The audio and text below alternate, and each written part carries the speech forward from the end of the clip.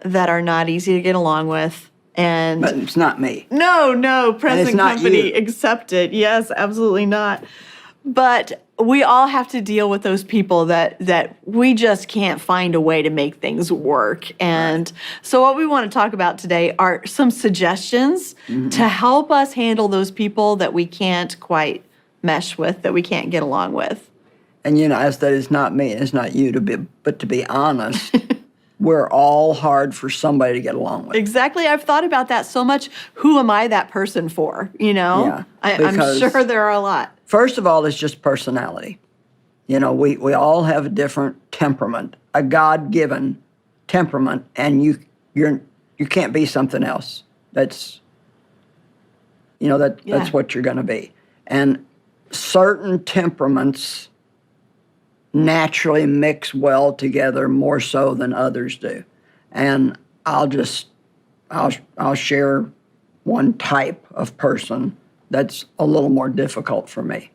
Like, I'm a type A, choleric, means I want to be in charge. I want to keep things going. I want to know what's going on. I want to have a plan. And when I'm in a serious mode, when I'm trying to get something done, I want to stay focused. I want to do it.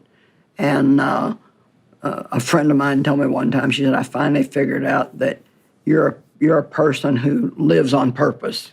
You have a plan and you do it on purpose. Well, let's just say that I'm with a sanguine personality, which is the fun-loving, everything's a party, we're going to giggle and laugh about everything. And we have to thank God for those people, because if everybody was like me, it could be a sour world.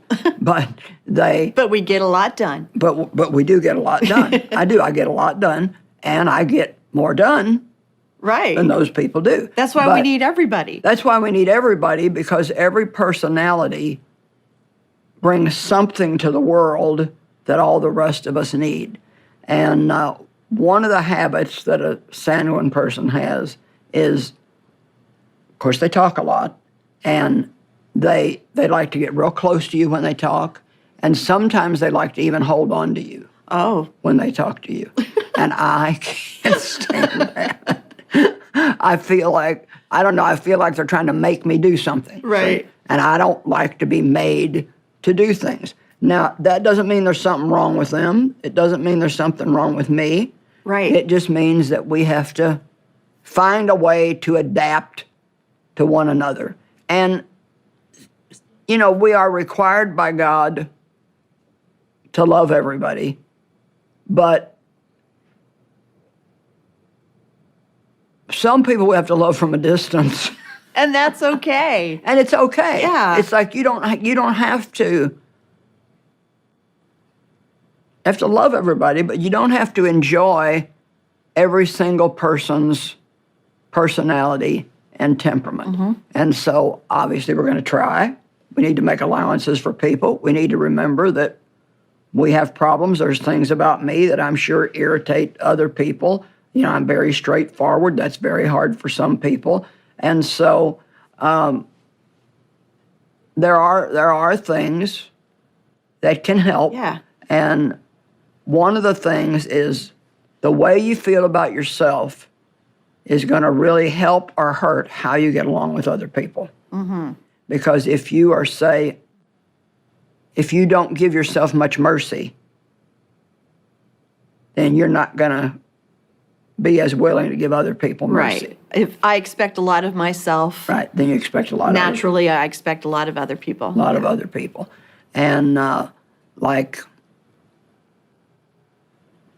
things done, get it done. And so people that are slower and time over, I'm just like, can we just get this done? And my husband is always teasing me, and then this is the truth. I'm always like, in my mind, I'm one step ahead of where I'm at. And I'm not saying this is a good trait, because it's not. But when we will be coming down our street, we're not even at our driveway yet, I will always have my hand on the door, on the handle. And he said to me last night, Joyce, we're not there yet. Do not open the door.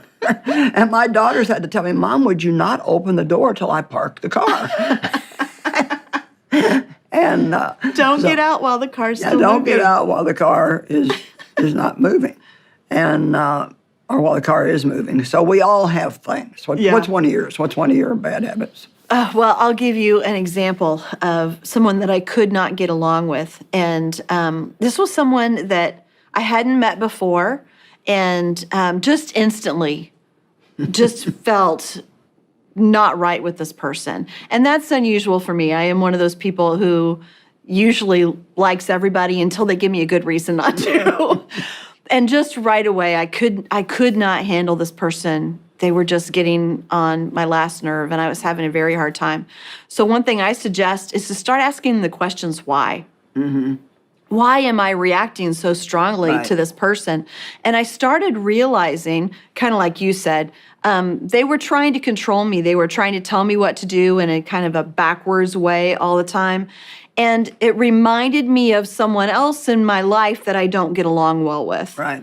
And so instantly I was kind of transferring another person that I already didn't get along well with, seeing them in this person, and the wall just went up. Like, I know exactly what you mean. Yeah. So I need to ask myself, why am I feeling this way? Why am I having such a hard time? And how can I help change it? How can I help avoid it? And sometimes, like you said, it is, don't spend so much time with that person. Right. Sometimes you can't help it. So those are the things that I have to realize.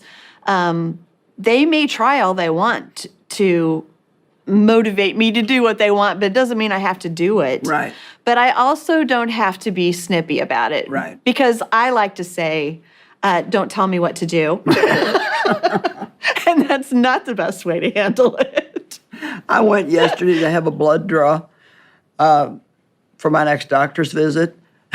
And I have very tiny veins, and they roll. And so I told the lady ahead of time, I said, I've got really tiny veins, and they roll a lot, so I'm just letting you know this may not be easy. And so the first place she went was here, where you would normally go. But they've used that vein so much that I've got scar tissue. And so I said, you can't get blood there because, and she said, just let me do my job.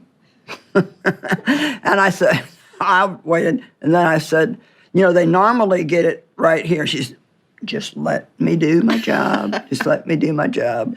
And I thought, I am not going to fight with this lady. So I said, but so you don't want to be a pincushion. No, but so I said, so what's your name? So I just changed the whole thing and got it about her and interest in her. Yeah.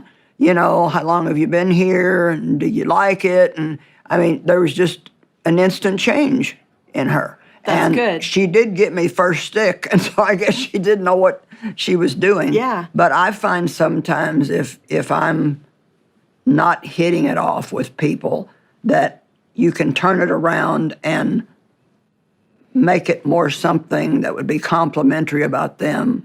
And there's hardly anybody that will dislike you if you're making them feel good about themselves. Yeah.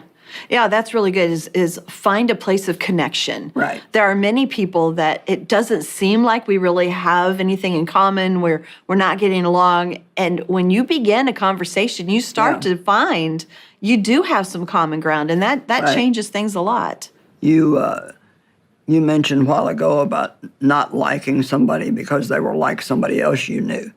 Well, I learned, and it really helped me, that I had a hard time with anybody who had a personality like my dad's. Mm-hmm.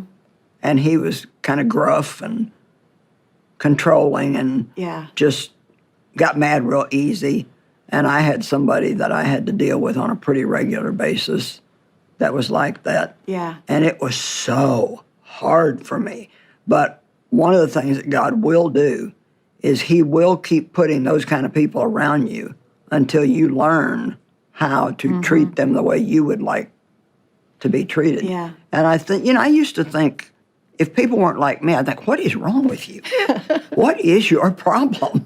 And when I read some of the books about different temperament types, it helped me so much to realize that God has made us all different. Right. It's not like, don't be that way.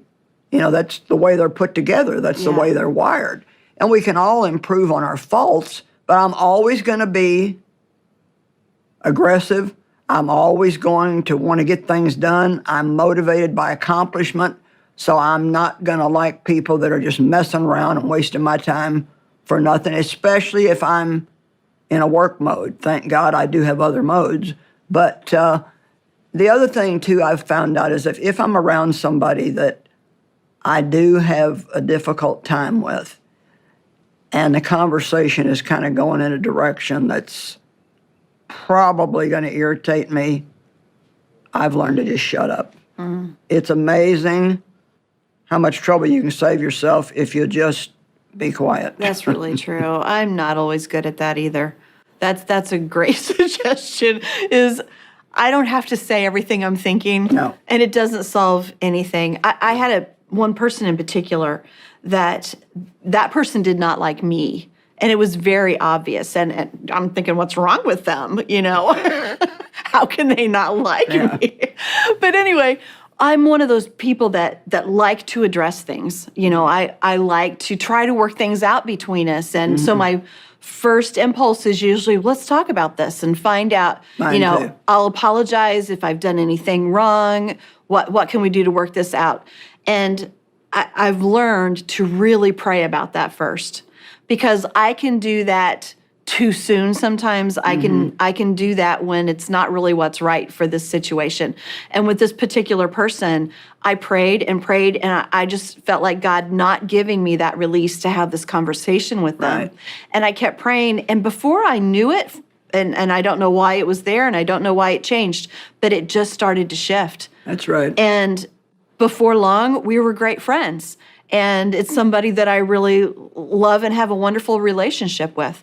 So sometimes, like you said, shut your mouth. It's not always do those things that are natural to you, to pray about them first. Yeah. And also, though, the flip side, don't be afraid to have important conversations, to work through things also. But I do believe that we, first of all, even if we are going to have that conversation, we should never do it without praying. Oh, absolutely. And praying for the right timing. Right. There's a time to try to have a conversation like that, and a time not to. Yeah. And so I fully agree with you about the prayer. I think it's very, very important. And it's so easy for us to misunderstand people, because sometimes we take things that people are doing or saying in a way that they don't mean it at all. Right. Because just our temperaments are different. So my wonderful husband and I have been married 55 years, and that's quite a record. It is. And we have a lot of fun together. We love each other, but we are so different. And my darling, sweet Dave loves to tell me what to do all the time. And it's things, he wants to protect me. Yeah. So it's things about, oh, you shouldn't get out of the bathtub that way, you may fall and slip. And I'm like, you know how old I am? I think I can get out of the bathtub by myself. And I used to get really offended because I took it like he thought I was stupid. Mm-hmm. And that wasn't. Yeah. It's not at all what he meant. That's not at all what he meant. And one day he said to me, "Why do you act like I'm your enemy?" Mm. And see, that's how I was making him feel. Yeah. And he was doing it just out of, maybe I don't need all the help he tries to give me, but the point is he is trying to help me. So that's one of those cases where I've learned maybe I just need to let him think I'm taking the help and not say anything. Listen and get out of the bathtub the way that you want. And and he does protect me in situations. I'm not a very careful person, and I don't know what part of my personality does that, but I guess I think I can just do anything, and in some ways that's good, and in some ways it's not. And he operates more out of wisdom, where he will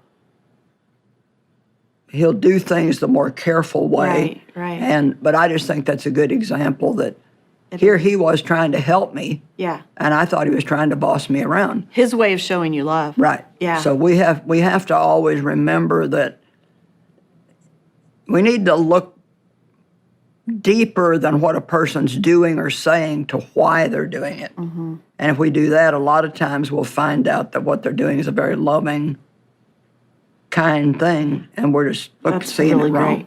But one final thing that I have thought a lot about, and it's really helped me, is to realize that not everything is about me anyway. Right. Because so often I think there's something that they're doing that has to do with me. Right. And they've got an entire life that revolves around all these other things that I have nothing to do with it. And Right. so not taking offense, not being offended, and Right. realizing they may be having a bad day for some entirely Right. other reason, and it doesn't necessarily reflect on our relationship. Yeah. So a lot of that has helped me a lot.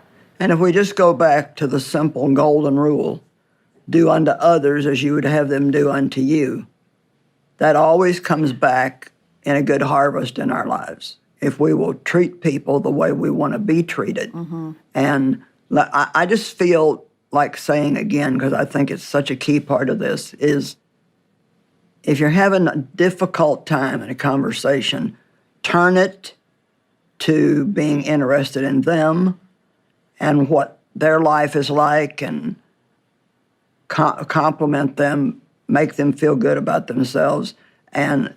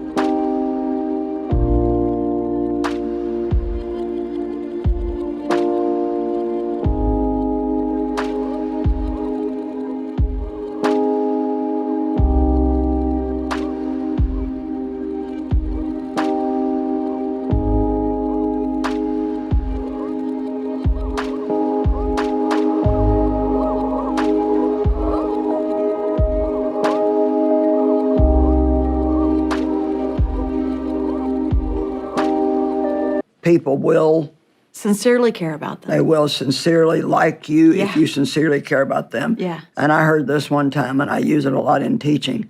When you leave somebody's presence the next day, they may not remember what you said, but they will always remember how you made them feel.